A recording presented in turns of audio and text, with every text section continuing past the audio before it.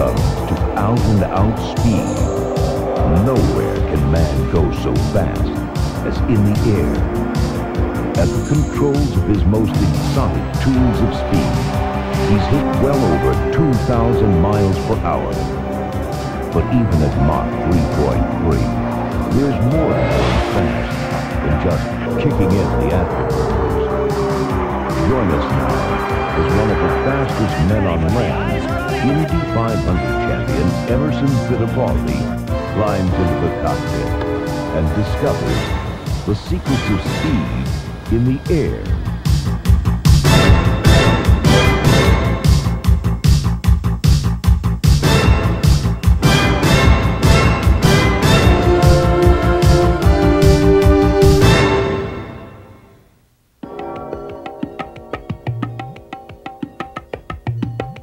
The United States Air Force Academy, Colorado Springs. Here, aspiring fighter pilots come to learn the secrets of flying. For this is the Flying Academy. So it was here that champion race driver Emerson Fittipaldi first came in his quest to fulfill a lifelong dream.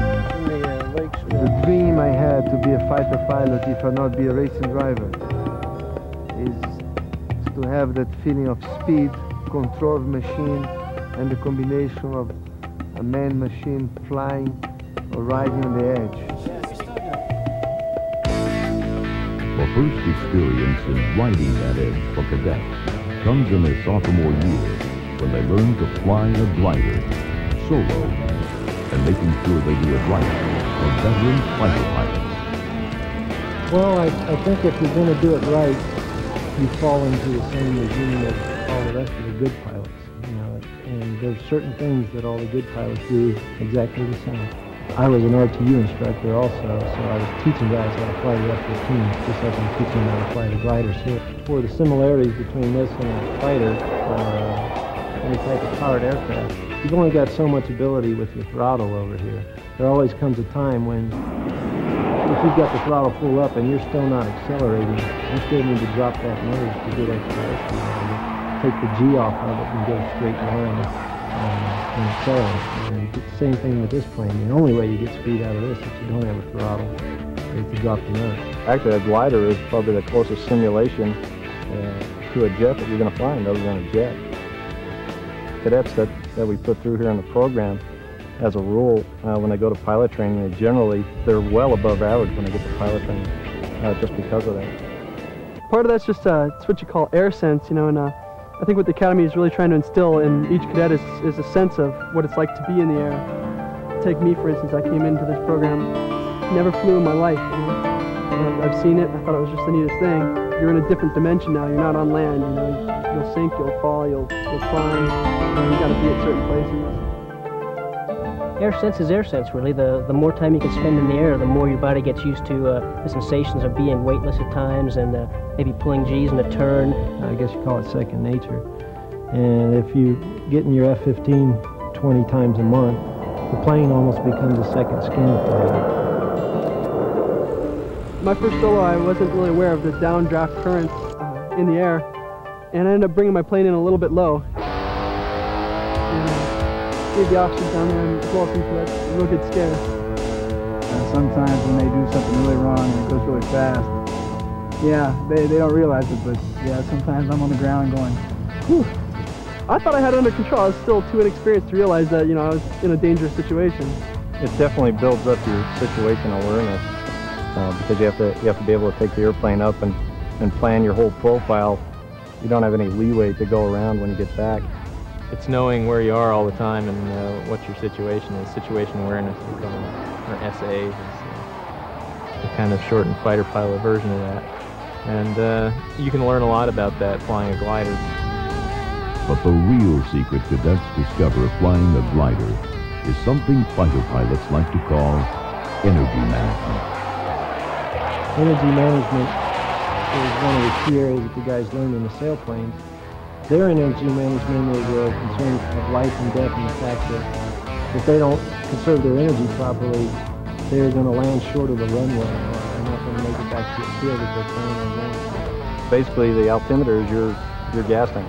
And the higher you go, the more gas you have.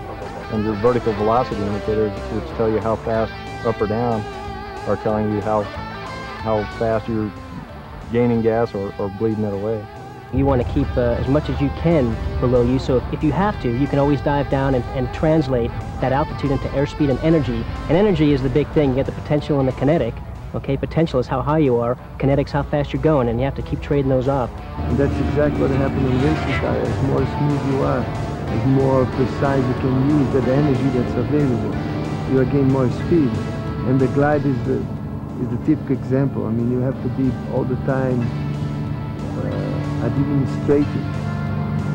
All the feeling you have to the wind, to how much lift you have, how much altitude you have available under you, and that's at the base of flying. Next, soaring with the Indy champion.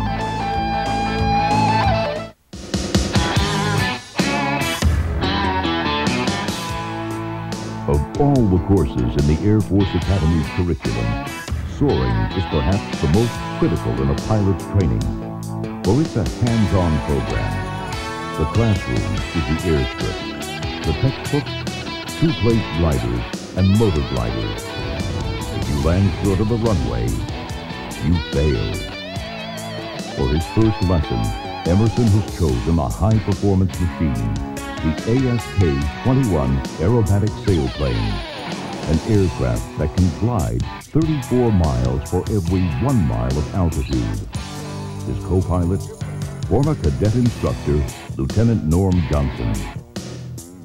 The instrument panel up here, we've got a radio. We'll be on 121.25. Altimeter, our field elevation is 6,500 feet. What speed you start having some feeling of stability? The wings with roll authority, you'll probably get between 10 and 21.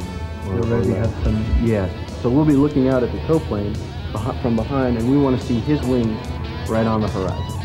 And that will give us our position up in there. And we'll just turn with him as if he's flying in formation. If I need to use the parachute, what do I have to do? If for some reason we need to get out of the airplane, I will call bail out, bail out, bail out. And at which time you'll reach up, and this red handle will go from the right to the left. So you reach up, push it all the way over to the left, and then push up on your canopy, and you go left. For sure I do, brother. Hold on for the rest of your life.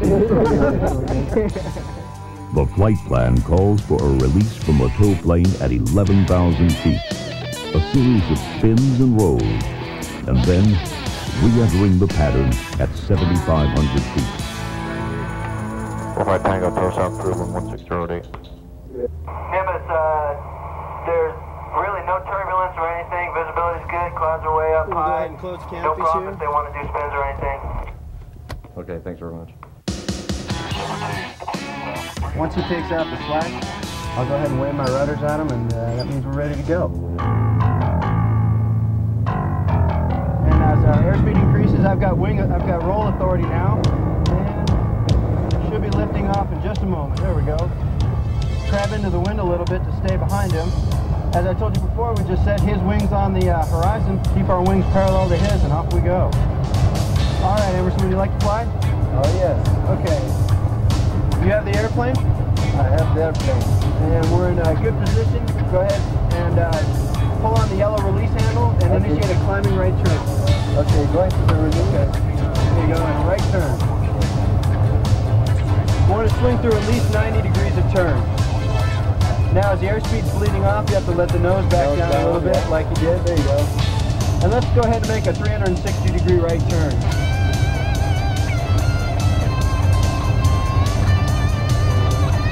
Very good.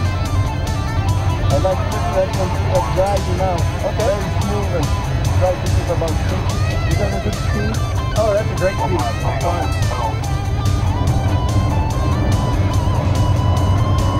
And we'll start a climbing turn.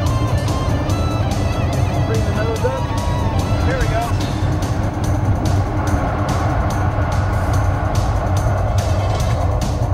What was this impact? Oh, the spoilers tried to open up on me there, but I had my hand on them. That was great. All too soon, It's time to come back down to earth. He can talk to the plane. He can understand the plane. That's the base of flying. Huh? Yeah, that's the thing. That's the whole thing about it. No matter what you've flown, no matter what type of aircraft you've flown, you can always come back to the glider, and that's a lot of basic. Emerson's flight today is a brief one. For on a good day, expert sailplane pilots can stay aloft all day long, climbing as high as 50,000 feet and covering distances of over 1,000 miles, all without an engine. It's basically like three-dimensional sailing, really. The same kind of deal. The sailboat guy uses the two-dimensional winds in the lake. We've got that third dimension of trying to work the solar heating, which is our vertical wind. And we either get a column of air going up or a bubble, you know, depending on how the circumstances are. And you take that as high as you can. And on a good day, 1,000 feet a minute up is not bad in a sailplane. And we talked about Pikes Peak, 5,000 feet a minute up in a wave, which is better than some jets will do. And you need that fuel at altitude if you want to keep on going. And it really is half education, half guessing. You take your best stab at where you think the lift's going to be, and you go. And sometimes you're right, sometimes you're wrong. But you got to know what to do when you start getting low, how to pick a good field out, because when it's time to come down, it's time to come down, and you're going to land. That's not the worst part, though. The worst part is trying to get it from where you thought it was going to be a good spot to the trailer, which is usually a lot further away than you wish it was. Every time I'm in the air, I still think, wow. I look down, I look around, and think, wow, I'm not attached to the earth anymore. It's kind of a euphoric feeling, you know. It really, you know, does something for a lot of people, and I happen to be one of those people. Most people you talk to who have gone from power back to sailplanes have regretted not doing sailplanes first, because it really is grassroots flying. So you learn how to read the weather signs, you learn true stick and rudder, and if an airplane fails a little engine, well, you've been there before. One man who's been there before is 72-year-old ex-P-51 Mustang pilot Lou Nealon. Now, this retired Air Force colonel's flying career has come full circle, and he's having the time of his life at the stick of his own aerobatic glider. Oh boy, that is what I call flying. I flew in the Air Force for 31 years. I flew jets. And when I retired from the Air Force, I tried flying Cessnas and Pipers and so on, and it just wasn't that much fun. And then a friend introduced me to soaring, and it put all the fun back into flying again. The exhilaration, the adrenaline rush. If you're flying almost any kind of airplane to the limits of its capabilities, to the envelope, to the edge of the envelope, it's always a challenge. What is this airplane and I, as a team, capable of doing? That's where soaring becomes an art, as opposed to being a mechanical skill. I like to do aerobatics, and I like to do the glider equivalent of air combat maneuvers. And I have a couple of friends that I young friends who are learning to fly who feel the same way about this, and I'm teaching them air combat maneuvers in the gliders where we do this sort of thing. And I can manage my energy better and eventually end up on their tail. Not that I'm a better pilot or whatever, but because I've had more experience in this business of how do you conserve your energy, how do you manage it to get the job done you want to do. You'll know you're there when you don't have to think about flying the airplane, when you just think about what you want to do, what you and the airplane want to do, and it happens. Then you're there. Next, Emerson flies to the Blue Angels.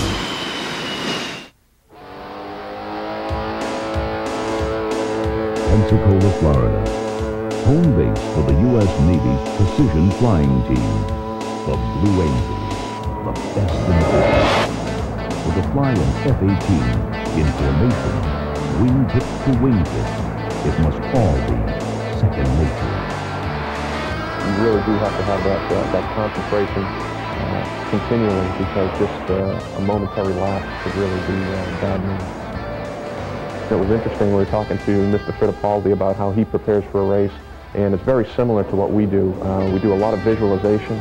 We'll sit down and we'll go through the entire flight, maneuver by maneuver, with all the voice calls, and he said he'll do the same thing kind of mentally driving around the track before he'll go out and race. Today, the IndyCar racer will get a close-up look at how it's done from the back seat of an F-18. All right. Thank you, Paul. Here we go. We took off information for planes side by side, and then immediately after takeoff we got we called the diamond formation. I was the last plane in the middle of the diamond formation. I had the best seat in the house. I mean, I could see the plane on the right side, the plane on the left side, and the plane ahead of us. It's going to get kind of noisy in here in a minute. Let's plug in the afterburners. Donald Douglas F-18 Hornet, 1,200 miles per hour. It's one of the most sophisticated out there fly-by-wire controls, which allows to do some pretty amazing things with the aircraft. Take it in. It's a great way to make a living, or what? You know, who was the captain was flying my plane. He was really good. I mean, he would anticipate all the maneuvers to me, and he would explain everything we are doing. That means we're going to roll. There he goes. The reason he says okay is so that everybody starts to roll at the same time on the K of okay. I mean, they could fly the plane sometimes 2-3 feet away to each other. I could see a few times the rivet and fuselage of the plane ahead of us. Well, a lot of what we use is very much hand-eye coordination. You also learn to trust the folks you work with a lot. But it takes more than trust. You must also withstand G-forces 7 times that of gravity, far more than Emerson has ever experienced in an Indy car. The lateral G-force he's talking about is side to side. For us, it's more vertical. We're taking it down from head to toe in that direction. And we'll pull in a show upwards of 7.5 Gs. And I think he was saying they're about 2.5 to 3 in some of the turns that they do. The main difference being is when you're taking them the way we do in the aircraft, it's trying to force the blood out of your brain. So we have to combat that by forcing it back up so that we don't lose consciousness. Well, they explain to you that you have to hold yourself in the seat and pull up all your muscles on the body like if doing some weight lift. You're ready to grunt down and push that big 300 pounds of weight off your chest. And on the same time, try to hold as much as you can the blood you have on your head available. And you just go like...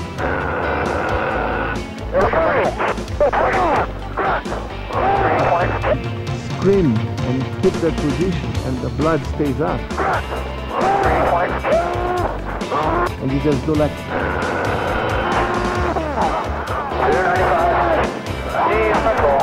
Rolling out, 290. Amazing.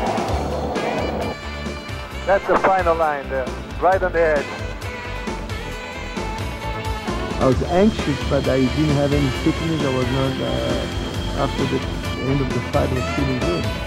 He looks great. I guess he's used to pulling little G. He does some lateral Gs, and he keeps himself in good physical shape, and I think that's what helped him. I mean, he didn't lose his color at all, and he got down and he was very excited.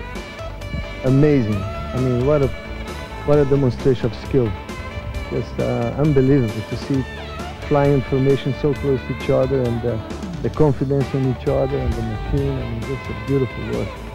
Unbelievable. What an experience. Something that I feel that man's reaction coordination has no limit. I mean, they could fly. The wingtips, sometimes in my cockpit it gets very, very close to the fuselage, the plane ahead of us. And that shows the precision, the coordination, and the teamwork they have, and to trust in each other. At that speed, doing all that maneuver, I mean, was something that they are the only one that can do that in the world, as close as that.